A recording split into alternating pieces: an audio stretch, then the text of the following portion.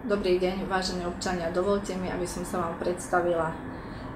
Volám sa Helena Bohátová, narodila som sa v Šuranoch, mám 49 rokov, som vydatá, matka 2 dospelých detí. Skončila som vysokú školu elektrotechnickú v Bratislave a od roku 1985 pôsobila som ako stredoškolská učiteľka na elektrotechnickej priemyslovke v Nových Zámkoch. Od roku 2007 pôsobím na Úrade práce, sociálnych vecí a rodiny v Nových Zámkoch ako riaditeľka. Do regionálnej politiky som vstúpila v roku 2005, keď ste mi svojimi hlasmi dali dôveru. Ako poslankyňa vyššieho územného celku som pôsobila v kultúrnej a školskej komisii.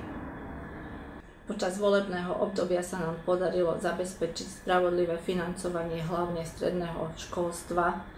Takisto sa nám podarilo zrealizovať viacero projektov, ktoré boli realizované aj prostredníctvom kofinancovania z vyššieho územného celku. Zrekonštruované budovy školských zariadení, budov, domov sociálnych služieb, takisto zdravotníckych zariadení pomohli zlepšiť kvalitu občanov žijúcich v našom regióne.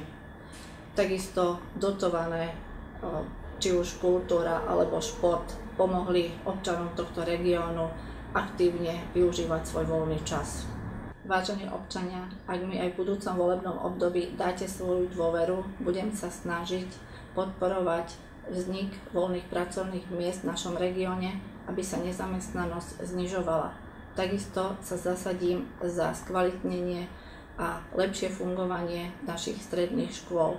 Takisto budem podporovať kvalitnú zdravotnú starostlivosť v našom regióne.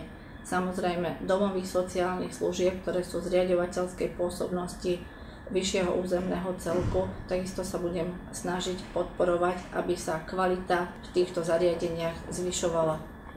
Zasadzujem sa za to, aby v našom regióne sa mali ľudia lepšie a aby sa kvalita života zlepšila. Mojím cieľom v budúcom volebnom období je, aby občan v našom regióne bol spokojný.